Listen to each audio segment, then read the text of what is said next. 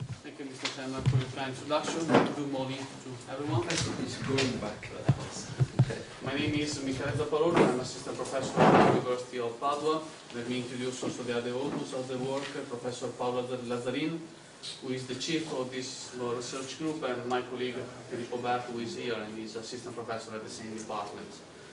So the work I'm going to present today is deal with some recent developments that have been carried out in our research group about the characterization of three-dimensional stress distributions in close to notches or cracks in plates of finite thickness.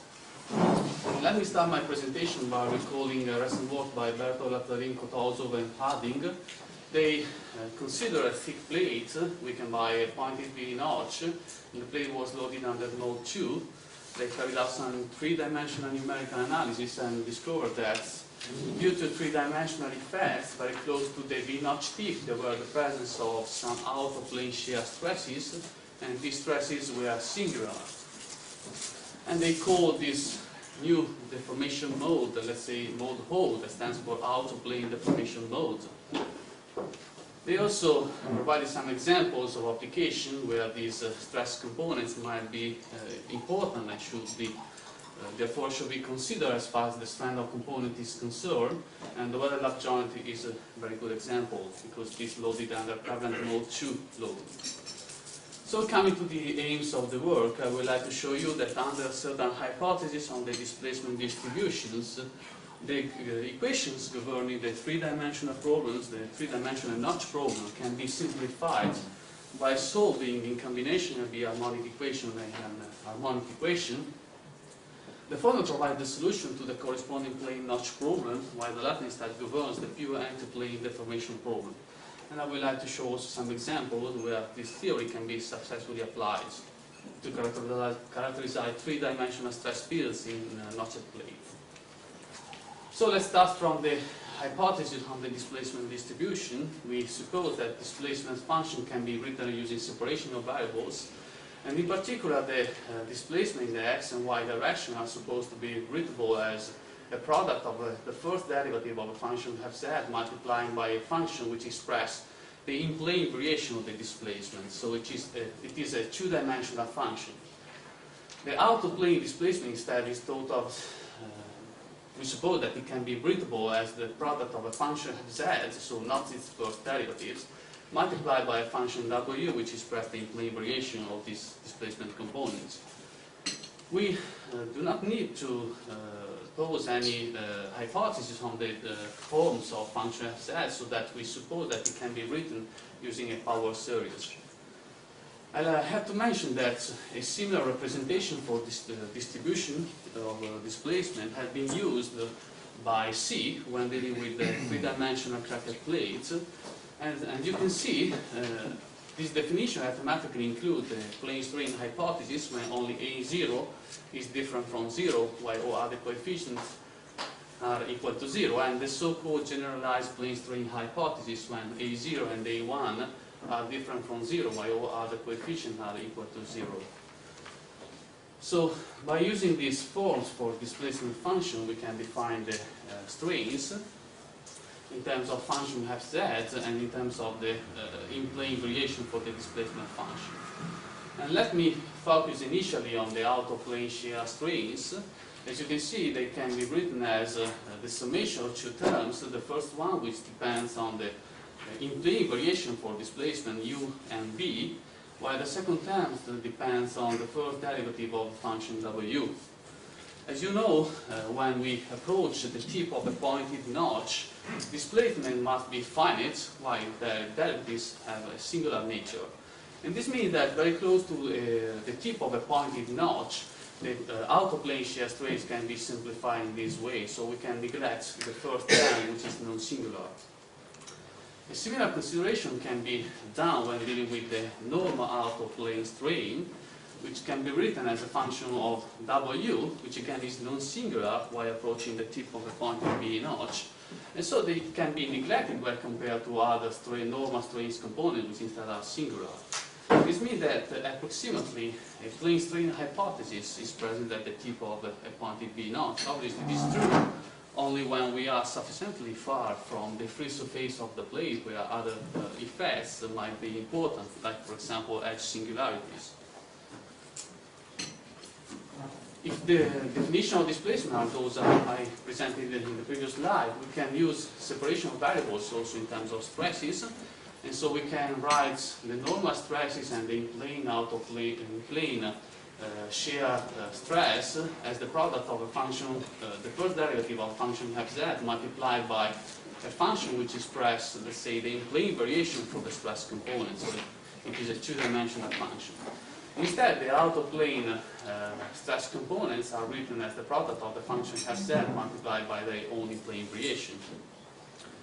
Now we consider the equilibrium equation in the z direction, so the third equilibrium equation. We can differentiate this equation n-1 times by z, where n is the order of the polynomial function f, and substituting the expression for stresses that are circled now, we immediately get that w is a harmonic function. We can now pass to the other two differential equation of equilibrium, which can be written by using this definition for stresses, so we can separate the contribution to the out-of-plane coordinate z, which is the coordinate through the thickness of the plate, and the in-plane function.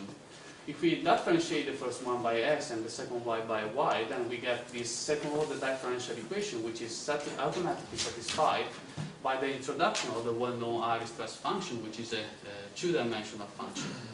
And we finally include compatibility of strains, and so we get when the three-dimensional problem is formulated according to the hypothesis on displacement we put at the beginning, the Irish stress function is a harmonic function also in the three-dimensional case. So summing up the results we have obtained up to now, we can say that under the hypothesis on displacement we put at the beginning, the equation of the elasticity governing the three-dimensional notch problem can be simplified by solving combination of the harmonic equation and the harmonic equation. The former provides the solution to the corresponding plane notch problem, while the latter instead governs the pure antiplane deformation problem for the same notch geometry. And this is clearly a simplification because for many problems of practical interest, solutions for function phi and w are already available in the literature.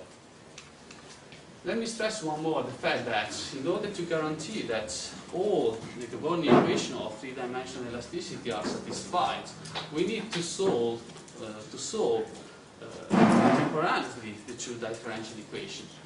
And this means that, for example, if we have a thick plate, we can buy a quantity B notch, and we apply to the plate applied mode 2 loads. We have to expect that close to the V notch tip, beside the common mode 2 deformation field, we might expect also the presence of a local skew-symmetric W function, which results in a mode 3 deformation field. So an induced mode 3 deformation field due to three-dimensional effects. Obviously, vice versa, if we apply to the plate a local skew-symmetric W function, for example, a twisting load, we might expect that close to the V notch tip, a local skew-symmetric phi function is induced, and so a mode 2 deformation field is induced. So this theory allows us to justify, by a theoretical point of view, the mutual interactions that have been shown recently in the literature, or less recently by the previous paper by Nakamura Parks in the 80s, which show the presence of a mutual interaction between loading modes, and in particular, the presence of some induced deformation fields. As a first example of the theory, you can apply this to a thick plate. We can buy a quantity B notch. Obviously, the solution for phi and W are already available in the literature. It comes from the well-known solution by Williams and the solution by Savin-Mosky in the 90s. This corresponds to the plane solution, and this to the pure antiplane deformation solution. So if we use this function within the stress distribution, and so the definition of stresses I showed you before, and you apply the boundary condition on the notch flanks in terms of free of stress, then you are able to obtain two eigenequations for the problem. The first one is valid for the symmetric loading mode, the second one for the skew-symmetric. And obviously the first part of this equation is exactly matches those provided by Williams for the plane problem, but there are two additional terms that are related instead to the pure mode 3 problem. Let me focus on the fact that only when the applied load is skew-symmetric, this results in singular out-of-plane shear stresses. While if you have a symmetric load applied, so you don't have the skew-symmetric part of the deformation fields, this eigenequation results in non-singular out-of-plane shear stresses, the so-called mode 4, let's say.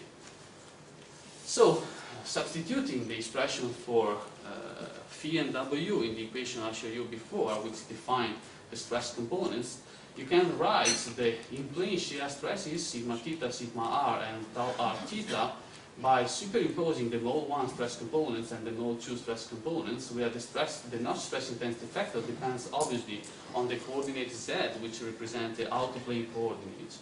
While the out-of-plane shear stresses can be given by using simply the pure mode 3 solution.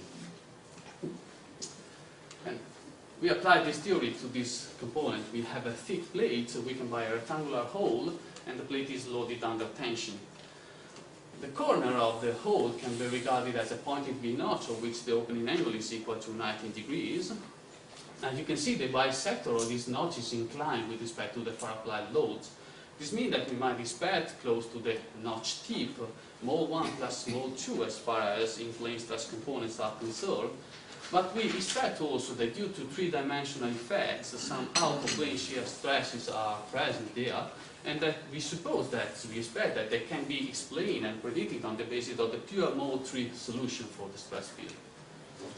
So initially we evaluated, we focused our attention on a well-defined value of Z. In particular, we put our attention at a distance equal to 0.5 millimeters from the free surface of the plate, where the total thickness of the plate is 6 millimeters, and we check stresses along the notch receptor line. As you can see, there are three stress components. There is a normal stress sigma theta, which the slope is fully controlled by the mode 1 singularity degree. There is an in-plane shear stress tau r theta, which the slope is controlled by the pure mode 2 singularity degree. And there is also the presence of an out-of-plane shear stress, which is due not to the far applied load, but due to three-dimensional effects. And this slope exactly matches that can be determined on the basis of the pure mode 3 solution. We also check the distribution of stresses through the thickness of the plate, starting from the mid-plane up to the free surface. As you can see, we check the distribution of the notch stress intensity factors K1, K2, and K3. As you can see, K3 has almost a linear trend up to a certain value, which is a maximum, but which is very close to the free surface of the plane that drops down to zero due to equilibrium conditions. So we can say that in this case, the function Fz has a linear form. This means that we might expect that in plane stresses, and so K1 and K2 follows and obeys the first derivative of function Fz, so they must be constant. And here you can see the numerical results. As you can see, there is a well-defined zone from the mid-plane to a certain point, which is very close to the free surface of the plate, where K1 and K2 are almost constant. We also check stresses on the circular path that was centered on the V-notch tip, very close to the V-notch tip, and in particular we want to check there the out-of-plane shear stresses from numerical models, 3D numerical models, and compare them to the theoretical prediction based on the pure mode 3 solution. As you can see, there is a very satisfactory agreement, and this confirms the theory. The same geometry has been studied also under a skew-symmetric out-of-plane load. So we apply the torque to the plates, and here similar consideration can be done. We expect close to the V-notch tip that besides a mode 3 deformation field, also mode 1 plus mode 2 stress components are present due to three-dimensional effects. And again, we check the stresses along the notch bisector line. As you can see, the situation is similar to that I showed you before. There are three stress components. The first one is a normal stress, which is governed by the mode 1 singularity. Then there is an in-plane shear stress tau r theta, which is controlled by the pure mode 2 singularity. And finally, we have the out-of-plane shear stress, which is controlled by the pure mode 3 singularity. Let me also note that even if the far applied load is a torque, we have that the intensity of the normal stress sigma theta, which is an induced stress component due to three-dimensional effects. This intensity and its magnitude is much higher than that due to the mode 3 stress component. Even in this case, we checked the distribution of the notch stress intensity factor through the plate thickness. As you can see in this case, K3 has a sort of parabolic trend, and this means that we expected that K1 and K2 has almost a linear trend. And you can see this is true over a well-defined zone on the plate thickness, except for a very small zone very close to the free surface. Finally, we compared in-plane stresses over a circular path that is centered on the V-notch tip. In this case, we focus our attention on the induced stress components, so the in-plane stresses sigma r, sigma theta, and tau r theta, and we compare the numerical results from 3D finite element analysis with the plane solution given by Williams. As you can see, again, the theory is well verified. The same theory in principle can be applied also to notches with a finite value of the notch root radius, and so we consider that there a thick plate weakened by a V-notch with a finite value of the notch root radius. The plate was loaded under pure mode 2, so we apply some displacement in order to induce a constant shear stress on the surface of the plate. And we expect that beside the mode 2 deformation field close to the V-notch tip, the presence of also some out-of-plane shear stresses. And we think that these out-of-plane shear stresses can be described by using the pure mode 3 solution to this problem, which has been given some years ago by our research group. In this expression, all the parameters have been determined in closed form except for the notch root radius, rho, which is a geometrical parameter, and the maximum value of the notch tip stress, which has to be set on the basis of finite element results. And here you have a comparison on a plane, Z plane, which is at 0.5 millimeter from the free surface, from numerical results coming from 3D models and the theoretical prediction. And you can see there is always a zone where the equation we have proposed, which is a pure mode 3 solution, is able to predict the results coming from 3D numerical models. However, the extension of the zone where the equation works well depends on the notch root radius, and in particular, by increasing the notch root radius results in the decrease of the zone of validity of the equation. However, if we fix our attention to a particular value of the notch root radius, which is small in this case, and we increase the thickness of the plates, so we go toward a plane strain deformation field, we get that we have an improvement and increase, of the zone of validity of the equation. Finally, the last example I would like to show you deals with an inclined elliptical hole in a thick plate, and the plate is loaded under tension. The plane solution to this problem has been given many years ago by Inglis, and we expect, however, that due to three-dimensional effects close to the hole boundary, some out-of-plane shear stress components are present, and these stress components, which are due to three-dimensional effects, cannot be described by nature by Inglis solution, which is a plane solution. And this is the reason why we call them non-Inglis stress components. And we think instead that they can be described by using the pure mode 3 solution for the same knot geometry.